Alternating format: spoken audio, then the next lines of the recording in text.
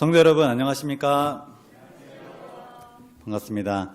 제가 어린이 교회에서 이렇게 주로 설교를 하는데 담임 목사님께서 오늘은 이렇게 바꿔서 설교를 해보자 이렇게 말씀하셔서 저에게 기회를 주셔서 제가 본당에 올라오게 되었습니다. 아마 오늘 오신 분도 계실 거고요. 아니면 원래 계셨는데 제가 주로 어린이 교회에 있다 보니까 아마 처음 뵙는 분도 계시는 것 같아요. 그래서 다 소개를 제가 지금 해드리고 싶고 또 환영을 해드리고 싶은데 다 하기에는 제가 또 놓치는 분들이 있을까봐 그래서 몇몇 분들 좀 계시는 것 같아요. 우리 차석 장로님, 아드님 네 분, 저는 이 교회에서 자주는 못 뵌 것 같아요. 그리고 또 박승래 집사님, 따님 또 이번에 결혼하셨는데 저는 처음 이렇게 오신 사위분 보는 것 같으네요. 아닌가요? 죄송합니다. 그리고 중층에 또 제가 처음 뵙는 분들이 좀 많이 계시는 것 같아요. 네, 외국에서 오셨는 것 같은데 웰컴. 네, 환영합니다. 네, 다 소개하고 싶고 그런지만 제가 오히려 손님인 듯한 느낌이 좀 많이 들어서 네, 저 환영해 주시죠? 네, 감사합니다. 네, 각설하고 설교 시작하겠습니다. 오늘 설교의 제목은 화면 감사합니다. 감사의 축복입니다. 감사의 축복. 우리 어린이들은 설교 노트를 경쟁적으로 적거든요. 네. 금요일 저녁에는 소그룹으로 저희가 예배를 드리는데 설교 노트 적으면 안 되냐고 제가 적으면 안 된다고 제가 이야기를 하거든요. 그래서 나눔식으로 해야 되니까 이야기를 많이 해야 되니까 적지 않아도 된다 이렇게 얘기하는데 설교 노트 적으시는 분들 계시죠?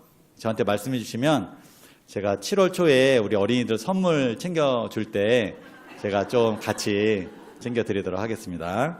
말씀 안 하시면 제가 일일이 물어보진 않을 거고 설교 적었다고 얘기해 주시면 제가 챙겨드리겠습니다.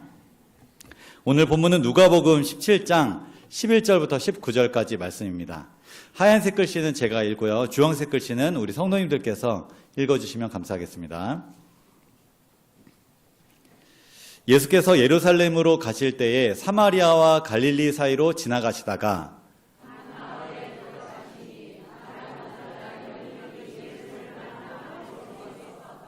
소리를 높여 이르되 예수 선생님이여 우리를 불쌍히 여기소서 하거늘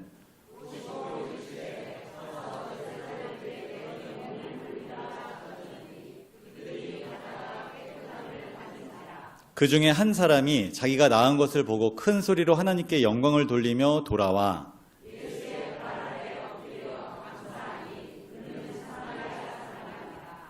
예수께서 대답하여 이르시되 10사람이 다 깨끗함을 받지 아니하였느냐? 그 9은 어디 있느냐?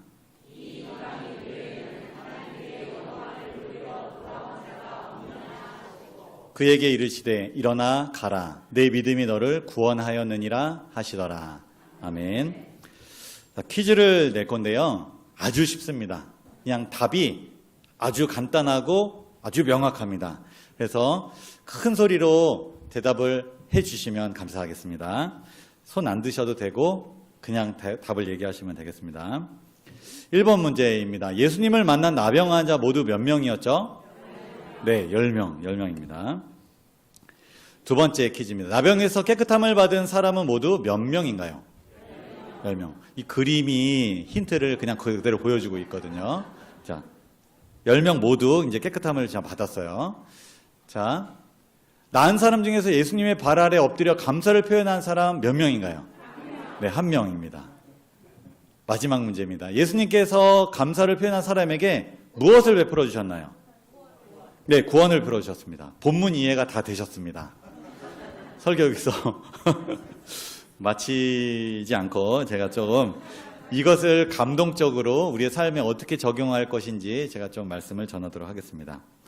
최근에 제가 이렇게 인터넷 검색을 하다가 한 글을 읽게 되었는데 아주 저에게는 공감이 되는 글이라서 좀 이렇게 좀 소개를 좀 하려고 합니다. 이 글에서 이런 내용이 있었어요. 사람은 관계 속에서 살아가는 존재다. 그래서 어떤 인간관계를 만드냐에 따라서 행복할 수도 있고 불행할 수도 있다. 여기까지 공감이 되시나요? 네.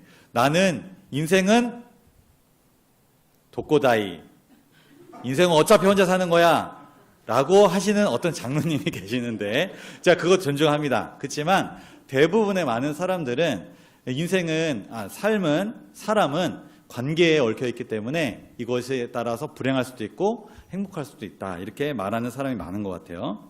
그래서 자신에게 지속적으로 불행과 고통을 주는 인간관계는 잘 정리해야 한다, 이렇게 설명을 하고 있더라고요. 자, 여기에서 어느 정도 저는 공감과 또 저의 또 다른 생각이 있긴 하지만 많은 사람들이 이렇게 생각하고 있는 것 같습니다. 그래서 자기에게 주어진 시간과 돈 그리고 에너지는 한계가 있죠. 다 제한이 있습니다. 그래서 이것을 굳이 불편한 사람, 나에게 불행과 불편함을 가져다주는 그 사람에게 쏟아 부을 필요가 없다. 그래서 손절할 필요도 있다라고 많은 사람들은 이렇게 생각하고 있는 것 같아요. 그래서 인간관계 정리가 필요하다. 특히 5가지 인간 유형은 정리해야 되는데 이 5가지 유형 중에서 제가 다 소개할 마음은 없고요. 그 중에 가장 강조했던 기브 앤 테이크가 안 되는 인간, 이 사람은 정리해야 한다라고 이야기를 하고 있습니다.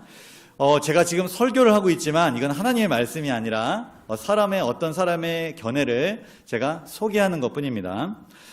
인간관계의 기본은 이 사람이 주장하기는 기브 앤 테이크가 되어야 된다, 이렇게 말을 하고 있어요. 기브 앤 테이크가 뭐죠?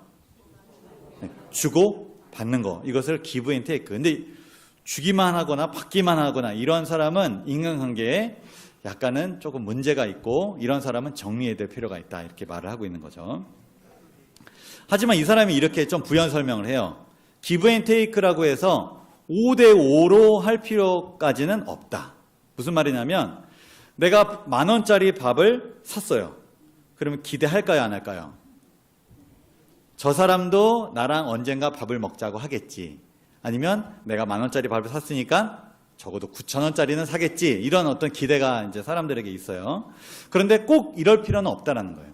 똑같은 비율로 기브 앤 테이크 할 필요는 없다라는 거예요. 왜냐하면 어떤 사람은 고마운 마음이 있어도 그만큼 그만큼 되갚을 능력이 없을 수도 있잖아요. 특히 우리가 이제 어린이들에게도 제가 뭔가를 하면 뭔가 웃어주겠지, 고마워하겠지, 아니면 목사님 하면서 기뻐하겠지, 그런 기대가 있는 것처럼 우리 누구에게도 다 기브 앤 테이크가 이제 필요하다라는 이야기를 하고 있습니다. 사람은 그런 것 같아요. 물질적으로든지 정신적으로든지 영적으로든지 서로가 서로에게 도움을 주고받으면서 살아가고 있는 것 같습니다. 그런데 어느 한쪽이 그것을 당연하다라고 생각하는 순간 이제 문제가 생겨나기 시작하는 것 같습니다. 따라서 주고받는 비율이 꼭 5대5가 아닐지라도 6대4, 7대3, 8대2, 9대1일지라도 괜찮다라는 거죠. 어떤 형태로든지 주고받아야 한다. 그래야 인간관계가 지속된다라고 이 사람은 이야기하고 있는 것입니다. 그러면서 이제 성찰이 필요한 어떤 대답을, 어떤 결론을 하나 내는데요. 만약에 내 주변에 친구가 많은가 아니면 별로 없는가라고 되돌아볼 때 만약에 내가 항상 받으려고만 하지 않았나, 내가 늘 서운함만 느끼지는 않는가, 이런 생각을 해볼 필요가 있다는 거죠. 자신의 것을 내어주는 사람은 주변에 친구가 많나요, 적나요? 많아요. 항상 받기만 하는 사람은 주변에 친구가 많아요, 적어요? 네, 적습니다. 그래서 이러한 사람은, 항상 받기만 하는 사람은, 당연하다고만 생각하는 사람은 감정 소비할 필요 없이 정리해라. 이것이 결론이었습니다. 자, 여러분들은 이 글에 대해서 공감하시나요? 옳다라고 생각하시나요? 아니면 그렇게 살아가고 계신가요? 오늘 본문의 말씀을 말씀드리겠습니다. 나병 환자 10명이 깨끗함을 받은 사건이 기록되어 있어요. 저는 오늘 본문을 통해서 인간관계에서 뿐만 아니라 하나님과의 관계에서도 기브 앤 테이크가 필요하다, 그렇게 말씀드리고 싶습니다. 하나님께서 우리에게 먼저 사랑을 베풀어 주셨어요. 그리고 그 사랑에 대해서 감사를 느끼고 표현하기를 원하세요. 이것이 기브 앤 테이크입니다. 우리가 하나님의 사랑을 5대5로 갚을 수 있을까요? 없습니다. 갚는 것 자체가 안 돼요. 그런데 하나님의 사랑에 대해서 감사의 표현과 반응하기를 하나님은 기다리신다는 거예요. 기대하고 계신다는 거예요. 이게 바로 give and take라는 거죠. 그리고 하나님께서 우리에게 감사를 바라는 이유가, 가장 큰 이유가 있습니다. 설교 마지막에 제가 언급할 건데요. 축복을 더하시기 위함입니다. 구원을 베푸시기 위함입니다. 본문을 살펴보겠습니다. 1번 한번 같이 읽어볼게요. 시작. 예수님께서 나병 환자 10명을 먼저 사랑하셨습니다. 하나님께서 준 것 없이 기대하시는 분이 절대 아니심을 이 본문은 말하고 있어요. 11절을 보겠습니다. 예수께서 예루살렘으로 가실 때, 예수님께서 예루살렘으로 가시는데 굳이 한 마을에 들어가셨습니다. 한 마을에 들어가시니 나병 환자 10명이 예수를 만나 멀리 서 있었습니다. 예수님께서 이 마을에 들어가시는 이유는 본문에 기록되었듯이 나병 환자 10명이 있었기 때문입니다. 나병 환자는 그 전염성 때문에 마을에서 살 수 없었어요. 그래서 마을 근처에 한 무리를 지어서 살고 있었습니다. 마을 입구에서 만난 거죠, 정확히 말하면. 그래서 예수님께서 그 마을에 들어가시려고 하신 것은 이 마을에 어떤 일이 있어서가 아니라 마을 근처에 살고 있었던 이 나병 환자 10명을 만나기 위해서, 이들을 고쳐주기 위해서 예수님은 그 마을로 들어가신 것입니다. 나병 환자 10명이 그 사실을 알았을까요? 아니면 오, 예수님이다 하고 얻어 걸린 것처럼 생각했을까요? 네, 우리의 인생을 좀 돌아보면 좋겠어요. 우리가 일어나는 모든 일들이 하나님께서 인도하시고 계획하신다라는 사실, 우연히 일어나는 일이 없다라는 사실, 그것을 우리가 기억할 때 하나님은 먼저 나 모르게 나를 먼저 사랑하시고 나를 먼저 다가오신다는 사실을 우리가 기억했으면 좋겠습니다. 12절과 13절을 보겠습니다. 나병 환자 10명은 규칙을 잘 지켰어요. 그게 뭐냐면 나병 처신법을 잘 지켰습니다. 우리가 이제 코로나나 혹은 여러 전염병이 있을 때 예전에는 이런 것 조금 이렇게 무시하고 학교나 혹은 공공장소에 그냥 그래도 갔습니다. 그런데 요즘에는 아주 세상이 2, 3년 동안 힘들어진 이후에는 조금만 이상해도 그런 어떤 거리두기를 잘 지키고 있잖아요. 마찬가지로 이 당시 나병 처신법은 이 사람들과 거리를 두는 그런 것을 아주 잘 지켰어요. 그래서 예수님께 가까이 가지 않고 뭘 했냐면 소리를 높여, 거리가 어느 정도 떨어져 있었어요. 예수님께 들을 수 있도록 나를 불쌍히 여겨달라, 나를 고쳐달라, 그런 이야기들을 거의 비명에 가까운 소리를 지르기 시작했습니다. 예수님은 원래 그분들을 고쳐주시기 위해서 오셨기 때문에 그 말을 들었을 때 더 마음이 짠하고 측은한 생각이 들으셨어요. 14절에 예수님께서 곧바로 그들에게 말씀하십니다. 가서 제사장들에게 너희 몸을 보이라. 이게 무슨 뜻일까요? 네. 왜냐하면 당시 나병 환자를 진단하는 그 책임 권한을 누가 갖고 있었냐면 제사장들이 갖고 있었어요. 그래서 제사장들이 이제 나병이 치유되었으니 당신은 사회생활을 해도 좋소 라고 판단할 수 있는 권한을 갖고 있었던 거죠. 그래서 제사장들의 몸을 보여라 라고 말한 거는 이미 나았다, 혹은 가는 길에 나을 것이다, 분명히 나음을 믿고 가라 라는 이야기인 거죠. 그래서 예수님께서 이렇게 말씀하신 것은 내가 너희를 치유하길 원한다, 치유해 주겠다, 너희들 그것을 믿음으로 받아들여라 라는 그런 말인 겁니다. 예수님께서 나병 환자들을 너희를 엄청 내가 사랑해, 내가 너희를 고쳐줄 거야, 너희 문제를 해결해 줄 거야, 너희는 그것을 믿니? 라는 그 말을 이렇게 표현하시는 것입니다. 14절에 나병 환자들 10명은 다 이 예수님의 명령을 믿음으로 받아들였습니다. 그래서 제사장들에게 가고 있었습니다. 가다가 보니까 뭘 깨달았어요? 내가 나아지네, 내 문제나 내 모든 어려움들이 지금 해결되었네 라고 깨닫게 되었어요. 우리는 어떤 면에서 나병 환자랑 비슷하지 않나 생각이 듭니다. 나병은 감각을 무디게 하는 질병입니다. 귀가 떨어져 나가고요, 손가락과 발가락이 잘려나갑니다.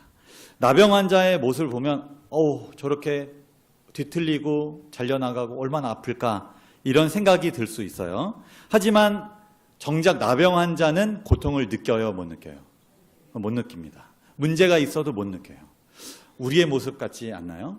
나는 지금 정신적으로, 육체적으로, 신앙적으로, 품성적으로 문제가 있는데 이 정도면 됐지. 나는 그래도 옆집에 누구보단 나아. 우리 교회 누구보단 내가 그래도 낫지. 이런 생각을 하지는 않나 그런 생각이 듭니다.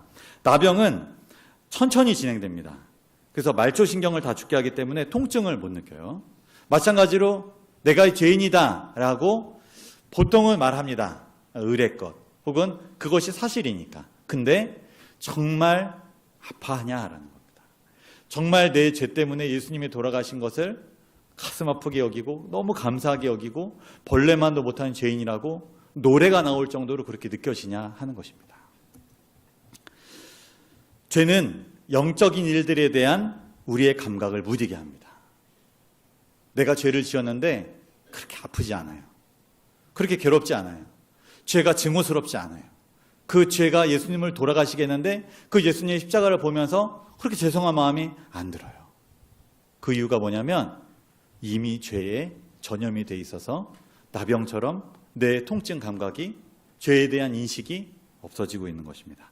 처음에 죄를 봤을 때 한번 생각해 보세요. 우리의 어린아이들 조금만 잔인한 거 보면 무서워하고 그래요. 우리도 그러지 않았습니까?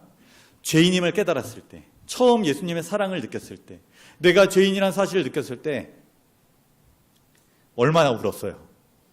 얼마나 가슴이 아팠어요. 눈물이 마르지 않았죠. 지금 죽어도 예수님의 사랑이 나를 너무나 감동시키고 내가 너무나 죄인이라는 생각에 2번, 3번 죽어도 할 말이 없다는 생각이 느껴졌을 거예요. 그런데 지금은 어떤가요? 지금은 그냥 그래요. 지금은 그냥 그럴 수 있습니다. 그냥 의식적으로, 습관적으로 그렇게 하나님을 믿고 있을지 모르겠습니다. 반복해서 같은 죄를 계속 보거나 그렇게 되면 나중에는 무감각해질 수 있습니다. 아무 생각 없이, 아무 거리낌 없이 습관적으로 그렇게 살아가고 있는지 모르겠습니다. 그런데 그러한 나병 환자들, 그러한 영적인 무감각에 빠진 그런 사람들에게 예수님께서 먼저 다가오셨다라는 사실인 것입니다. 예수님께서 그들을 만나시기 위해서 친히 다가오셨다는 거예요. 그들은 그들이 예수님을 불렀다고 생각했지만 그게 아니라 부를 수 있는 위치까지 예수님이 오셨다는 겁니다. 우리의 삶을 한번 되돌아보겠습니다. 이번 주에 누군가가 나에게 무슨 일을 부탁했어요. 나의 죄를 지적했어요. 그것은 나를 자극시킨 거예요. 내 죄성을 드러나게 해준 거예요. 그 하나님의 이끄심 아닐까요? 하나님이 우리의 마음을 더 두드리신 거 아닐까요? 넌 내가 필요하다. 넌 너가 죄인이라는 사실을 더 깊이 느껴야 한다. 너는 지금 무릎을 꿇어야 한다. 내 힘과 능력이 필요하다. 내 깨끗하게 해주는 능력이 너에게 있어야 한다. 그거를 하나님이 이번 주에 오늘 우리에게 다가와 주신 거 아닐까 생각을 해봅니다. 여러 가지 경로를 통해서 하나님은 우리에게 다가오세요. 사람을 통해서, 말씀을 통해서, 어떤 사람의 그냥 툭 던진 말을 통해서 우리가 폭발되고 우리가 감동을 받고 우리가 위로를 받고 우리가 자극을 받고 그 모든 것들이 다 하나님이 우리에게 다가오시는 증거, 다가오시는 손길이라는 사실을 우리가 기억하고 감사하는 마음을 가지시기를 바랍니다. 죄로 인하여 무뎌진 우리의 감각을 하나님은 살려주기를 원하시는 거예요. 주님이 내 안에 거하면 요동하지 않습니다. 주님이 내 안에 거하면 그렇게 시험받지 않아요. 그런데 내가 시험받고 있고 내가 흔들리고 있고 내가 자극되고 있다는 건 지금 내 감각이 살아나고 있다는 것입니다. 이것을 스트레스 받는다 생각하지 마시고 하나님이 나를 지금 만나주시려고 나한테 지금 오고 계시구나 하고 느끼면 좋겠습니다. 예수님께서 우리를 만나러 오셨을 때 우리가 그것을 거부하면 안 돼요. 그래서 저 사람 교회 안 나왔으면 좋겠네. 저 사람 왜 말을 저렇게 해? 그런 마음을 가지고 있는 그런 감각을 갖고 있고 살아나게 해주신 하나님께 감사하는 저와 여러분이 되기를 바랍니다. 두 번째 같이 읽어보겠습니다. 시작. 예수님께서는 나병 환자들에게 감사의 반응을 기대하셨습니다. 14절을 다시 보겠습니다.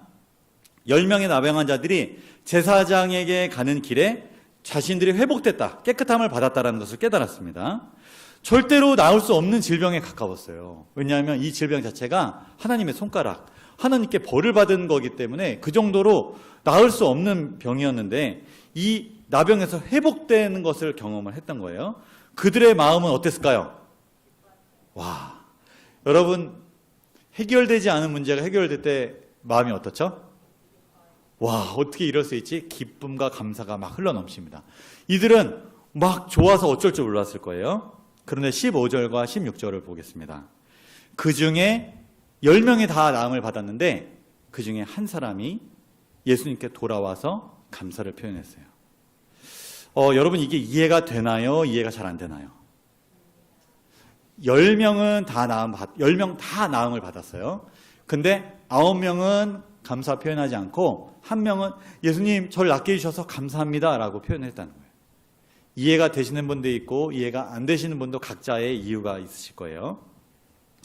17절과 18절에 보면 예수님은 이해하셨을까요? 못하셨을까요? 예수님 이해하셨나요? 못하셨나요? 자, 보겠습니다. 예수님은 이해하기가 좀 어려우셨던 것 같아요. 예수님께서 뭐라고 질문하셨냐면 10사람이 다 깨끗함 받지 않았니? 근데 9은 어디 있니? 이해하신 거예요? 이해 못하셨어요. 예수님의 명령에 저는 이제 여러 가지 경우의 수를 생각해 봤습니다. 9명은 예수님 명령에 순종해서 제사장들에게 그대로 그냥 간 거예요. 순종한 거잖아요. 그랬을 수도 있겠다. 두 번째, 사랑하는 가족에게 갈 수 있겠다. 우리가 문제가 해결되고 이거 막 나누고 싶잖아요. 그러면은 가족에게 가서 내 낳은 것을 가장 먼저 보여주고 싶고, 왜냐면 격리돼서 살았기 때문에 가족들과도 함께 만날 수가 없었잖아요. 그래서 너무나 그립고 사랑하는 그 존재를 찾아가서 내가 낳았다라는 것을 알려주고 싶었겠죠. 여러 가지 경우의 수가 있습니다. 그런데 이 경우의 수를 무색하게 하는 한 사람이 있습니다. 사마리아 사람, 이 이방인 외에. 이 사람은 어떤 반응을 했죠? 그 예수님께 돌아와서 감사, 하나님께 영광을 돌렸습니다. 예수님이 엎드려 절받기 원하셔서 이렇게 질문하셨을까요? 와, 어떻게 고마움을 모른다. 이 정도 해주면은 진짜 막 절을 여러 번 해야 되는 거 아닌가? 이런 생각으로 예수님이 하신 말씀일까요? 왜 예수님이 이렇게 대답하셨을까요? 예수님께서 감사의 반응을 기대하신 첫 번째 이유는 같이 읽어보겠습니다. 시작. 예수님은 우리와 거래의 관계가 아닌 사귐의 관계를 원하시기 때문입니다. 거래의 관계를 한번 생각해 볼게요. 예수님 도와주세요. 그냥 지나치지 마시고 저희를 불쌍히 여겨주세요. 우리도 이렇게 기도하죠. 하나님, 저 너무 아파요. 저 너무 괴로워요. 저 문제가 생겼어요. 도와주세요. 거래 관계는 뭐냐면요, 내가 열심히 기도했으니까 하나님이 그에 대한 대가로 기도 응답해 주신 거야. 또이 이렇게 생각하는 거예요. 내가 열심히 금식하면서 새벽 기도하면서 교회 오면 하나님부터 찾고 그래서 하나님 응답해 주신 거야. 굳이 내가 감사할 필요가 있을까? 이게 거래 관계입니다. 그런데 사귐의 관계는 뭐냐면요, 예수님, 저 죄인이에요. 저 아파요. 그런데 기도 응답해 주셨어요. 너무 감사합니다. 저의 부족한 기도, 죄인의 기도, 더러운 기도를 들어주시고 응답해 주셔서 너무 감사합니다. 하나님이 그 기도를 받으시고 다른 거 더 도와줄 거 없을까? 더 다른 문제는 해결해 주면 더 좋겠는데 더 깊은 관계, 더 사귐의 관계를 맺고 싶은 것이 이제 하나님의 마음이라는 것입니다. 우리도 이렇게 기도하지 않나 한번 생각해 보면 좋겠습니다. 거래의 관계로 기도하는지 아니면 사귐의 관계로 더 하나님과 더 친밀해지고 더 가까워지는 것을 내가 원하는 마음으로 기도하는지. 우리의 기도는 똑같이 기도하지만 기도하는 자세, 그 동기가 어떤지 한번 생각해 보면 좋겠습니다. 두 번째, 예수님께서 나병 환자들에게 감사의 반응을 기대하신 이유 같이 읽어보겠습니다. 시작. 감사는 표현하는 것이기 때문입니다. 감사 자체가 표현하는 것입니다. 제사장들에게 가다가 깨끗함을 받은 이 나병 환자들이 마음속으로 감사를 느꼈을까요? 안 느꼈을까요? 네, 느꼈어요. 안 느끼면 이건 사람이 아닐 수도 있죠. 자, 감사는 느꼈어요. 그런데 표현을 안 한 것입니다. 표현을. 굳이 이걸 표현해야 되나? 아니면 예수님은 좀 나중에 표현해야 되겠다. 뭐 여러 가지 생각이 있을 수 있겠어요. 아니면 이렇게 생각했을 수도 있을 것 같아요. 예수님은 사명 자체가, 그분이 행하시는 일 자체가 원래 이렇게 하시는 일이야. 그러니까 굳이 감사를 표현 안 해도 돼. 우리 어린이들이 주로 이런 생각을 가져요. 엄마는 무조건 밥 해주는 사람, 아빠는 무조건 돈 벌어오는 사람, 원래 그러는 거예요. 그래서 감사를 안 해요. 그래서 가르치죠. 고맙습니다라고 하는 거야, 감사합니다 하는 거야. 우리도 한번 생각해 보면 좋겠어요. 하나님은 원래 우리를 사랑해 주시는 분이야. 하나님은 원래 우리를 보호하시는 분이야. 하나님은 원래 우리를 인도하시는 분이야. 하나님은 우리에게 원래 감동을 주시는 분이야. 목사님은 원래 설교하는 분이야. 장로님은 원래 헌신하는 분이야. 집사님은 원래 봉사하는 분이야. 그렇게 생각하면요, 감사가 안 생겨나요.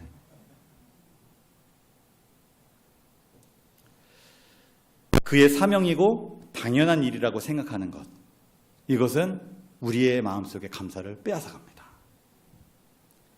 아니면 그들끼리 제사장들에게 가면서, 와, 예수님 진짜 능력 많으셔. 그치? 와, 예수님, 우리도 저 예수님을 다른 사람에게 소개해주면 좋겠다. 근데 먼저 우리가 제사장들에게 가서 우리가 자유로운 사람이 돼야 그것을 또 마음껏 전할 수 있지 않을까. 여러 가지 생각들, 핑계들, 합리화가 이제 그들에게 적용이 되고 있습니다. 굳이 감사를 표현하지 않아도 된다. 그런데 사마리아 사람은 그 감사를 표현을 했다는 것입니다. 제가 그냥 생각해 봤는데요. 예수님께서 만약에 감사를 굳이 표현하지 않아도 된다면 이렇게 반응하셨을 것 같아요. 굳이 이렇게 와서 감사를 표현하지 않아도 되느니라. 내가 제사장들에게 너희 몸을 보이라고 명령하지 않았느냐. 내가 명령한 것을 먼저 가서 지켜라. 이렇게 하셨을 거예요. 근데 예수님이 감사를 표현하는 것을 기대하시고 바라셨기 때문에 이렇게 말씀하신 겁니다. 10사람이 다 깨끗함을 받지 않아야 했느냐. 그 아버는 어디 있느냐. 이 이방인 외에는 하나님께 영광을 돌리러 돌아온 자가 없느냐. 감사 자체가 표현하는 것이라는 사실을 우리가 잊지 말아야 하겠습니다. 이 아이가 누구일까요? 글씨 너무 작아서 잘 안 보이시겠지만, 예, 최준일 집사님 그리고 김은아 성도님의 둘째입니다. 지난 5월 3일에 출산을 했는데요. 이름이 최한서입니다. 아마 올 때까지는 뭐 한 2달, 3달 더 지나야 이제 올 수 있을 건데요. 딸입니다. 최준일 집사, 김은아 성도가 누군지 혹시 아시나요? 네, 아세요. 네. 제가 혹시 모르시는 분이 계실까봐. 자, 교회에서 보는 모습과 집에서 보는 모습이 사뭇 다르죠. 자, 우리 모두가 다 그렇죠. 자, 우리 이렇게 소그룹 할 때 찍은 사진입니다. 요 두 분의 이제 둘째가 최한서, 아까 어린입니다. 한서가 태어난 것은 참 감사한 일입니다. 그렇습니까? 어떤 분은 결혼하고 애기 낳는 게 뭐 그게 감사한 일인가, 그냥 자연스러운 일이지, 그렇게 생각하실 수도 있어요. 근데 이 그래프를 한번 보세요. 우리나라 합계 출산율 추이를 보여주고 있습니다. 합계 출산율이 뭐냐면 15세에서 49세 여성, 그러니까 가임 여성입니다.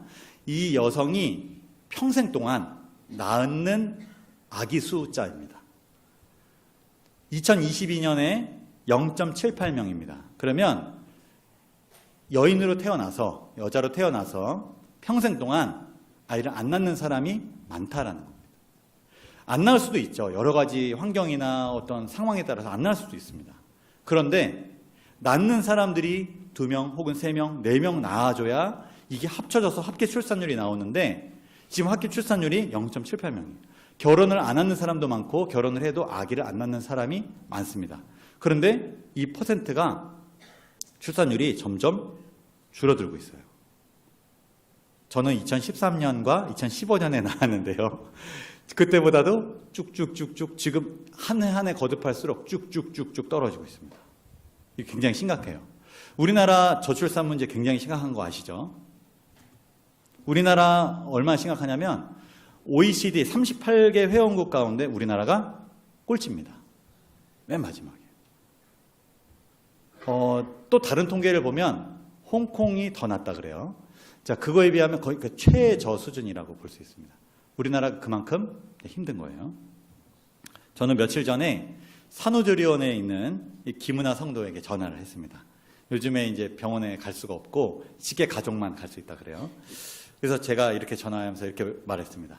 저출산 고물가 시대에 너무 대단한 일을 하셨습니다. 하고서 너무너무 축하드리고 그리고 축복드리고 그리고 칭찬드리고 너무 감사드립니다. 이렇게 표현했어요. 정말 이 가정 애국자 맞나요? 네. 그리고 전도자 맞나요? 네. 오늘도 감사원금을 이 어린이 교회에서 내셨는데 최주일 집사님이 뭐라고 기도하셨냐면 우리 이 하나님께서 주신 이 자녀를 믿음과 신앙 안에서 잘 영역할 수 있도록 도와주시기를 기도합니다 하면서 냈어요. 얼마나 감동적이에요. 영혼 한 명이 교회에 오는 거 진짜 쉽지 않은데 자연 출산, 자연 성장, 위대한 전도자 아닙니까? 그리고 우리나라에 기독교인들 상 줘야 돼요, 말아야 돼요?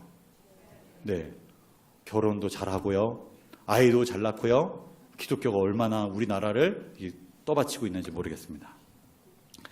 우리는 사람들에게 이렇게 감사를 잘 표현하는지 이 시간 생각해 보면 좋겠어요. 마음으로는 고맙다고 느끼는 것, 거기서 그치는지 아니면 그것을 표현하는 것인지. 아울러 우리는 하나님께 감사를 잘 표현하는지 생각해 보면 좋겠어요. 아니면 마음으로만 고맙다라는 생각만 하고 있는지 말이에요. 마음에 느껴진 감사를 꼭 표현하는 저와 여러분이 되기를 바랍니다. 예수님께서 나병 환자들에게 감사의 반응을 기대하신 세 번째 이유가 있습니다. 읽어보겠습니다. 시작. 감사는 더 큰 축복을 가져다 주기 때문입니다. 예수님은 이러한 이유들로 우리가 감사를 표현하기를 원하시는 거예요. 19절을 보겠습니다. 엎드려 감사를 표현하고 있는 이 사마리아인에게 예수님이 이렇게 말씀하세요. 일어나 가라. 내 믿음이 너를 구원하였느니라. 여기 되게 놀라운 표현인데요.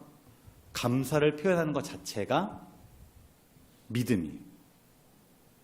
우리가 믿음이 없으면 감사가 없어지고요. 믿음이 생기면 감사가 있어집니다. 우리에게 감사하는 삶, 기뻐하는 삶, 경탄의 삶이 우리의 삶을 지배하고 있는지, 불평과 원망과 시기와 짜증이 우리의 삶을 압도하고 있는지, 그렇게 생각해 볼 때 내가 그것이 믿음이 있고 없고의 어떤 하나의 증상이다. 이렇게 이해하시면 좋을 것 같습니다. 예수님께서 나병 환자들을 깨끗하게 하신 진짜 목적, 최종 목적이 이 말씀에 나옵니다. 그것은 너의 육신의 필요를 내가 채워준 것은 너의 영원한 필요, 구원을 주기 위함이다라는 거예요. 감사를 표현하러 왔을 때 이들에게 줄 수 있는 예수님의 최고의 선물, 구원을 내가 주기 위함으로 너희가 나한테 감사를 표현하기를 내가 바란 것이다 라는 것이죠. 많은 사람들이 하나님의 이 이끄심의 최종 목적인 영혼의 구원까지 가는데 중간에 실패하고 맙니다. 맛만 보는 거예요. 그 이끄심을 끝까지 따라가지 않았어요. 분명히 개선됩니다. 좋아집니다. 변화됩니다. 하나님 만나서 행복합니다. 그런데 인생을 살다 보면 죄 때문에 또 힘들어지고 또 괴로워지고 또 다시 옛날로 돌아가요. 근데 그때 감사가 회복되어서 주님께 다시 나오는 발걸음이 있어야 된다는 거죠. 그것이 없고 첫사랑만 기억하고 그렇게 그냥 살아가고 기억 속에 살아가면 우리는 최종의 목적인 구원에까지 이르지 못할 수도 있다는 것입니다. 다시 한번 되돌아보겠습니다. 하나님께서 먼저 나병 환자들을 찾아오셨습니다. 하나님께서 우리에게 시시때때로 여러 가지 경우로 우리를 찾아오십니다. 하나님께서 다시요, 나병 환자들이 예수님을 부르짖었습니다. 우리도 우리의 필요를 하나님께 아뢰입니다. 하나님 도와주세요. 저 너무 힘들어요. 저 지금 괴로워요. 외칩니다. 그렇게 해서 하나님이 그 필요를 채워주시고 응답해 주십니다. 나병 환자들을 고쳐주셨습니다. 그 이유가 다 무엇이냐? 하나님께서 우리에게 감사를 기대하십니다. 나병 환자들 9명은 어디 갔느냐? 왜 너만 왔느냐? 하고 감사를 표현하지 않느냐? 라고 이야기하십니다. 그 모든 이유는 결국 구원을 베푸시기 위함입니다. 하나님께서 엎드려 절받는 오해를 감수하셨습니다. 왜 감사하러 안 오니? 그 말은 내가 절받기 위함이 아니라 너희에게 줄 수 있는 최고의 선물인 구원을 내가 너에게 베풀고 영원한 하늘에 너네가 가는 것을 내가 주기 위함이다 라는 것입니다. 신학자 디트리 본회퍼가 이렇게 말했습니다. 같이 읽어볼게요. 시작. 그리스도인과 비그리스도인의 구별은 이 세상을 살아가는데 즐겁고 감사하며 살아가는가 그렇지 않은가 하는 차이뿐이다. 저와 여러분 감사하며 살아가십니까? 아니면 그렇지 않고 살아가십니까? 왜 우리의 삶에 감사가 있고 왜 우리의 삶에 감사가 없을까요? 여러 가지 이유가 있지만 저는 그 중에서 요거를 말씀드리려고 합니다. 감사합니다. 이거를 영어로 뭐라고 할까요? Thank you라고 합니다. 그렇다면 생각하다는 걸 영어로 뭐라고 할까요? 네, think라고 합니다. 언어학자 어떤 사람이 이렇게 말했어요. Thank you는 think에서 온다. 이게 무슨 말이냐면 잘 생각해 보면 감사하는 마음이 생긴다라는 거예요. 우리가 분주하게 살아가면서 감사를 잃어버리고 잊어버리고 살 때가 있어요. 분명히 우리의 삶에 감사할 조건들이 있어요. 그런데 너무 바쁘게 살다 보니까 너무 치이고 살다 보니까 생각할 시간이 없는 거예요. 감사할 조건을 끄집어내서 표현을 못하는 거예요. 저는 이렇게 생각합니다. 이 안식일은 거룩하게 구별하기 위해서 기억해야 될 필요가 있어요. 6일과 이 안식일은 기억해서 이날은 특별한 날로 내가 생각하고 이날을 따로 띄어놔야 돼 라고 의미로도 분명히 기록이 돼 있어요. 근데 저는 이렇게 말씀드리고 싶습니다. 하나님께 받은 사랑과 은혜를 되새기는 거예요. 기억하는 거예요. 지난 6일 동안 하나님이 내 삶을 인도해 주셨어요. 여기까지 이끌어 주셨어요. 내 삶에 계속 다가오셨어요.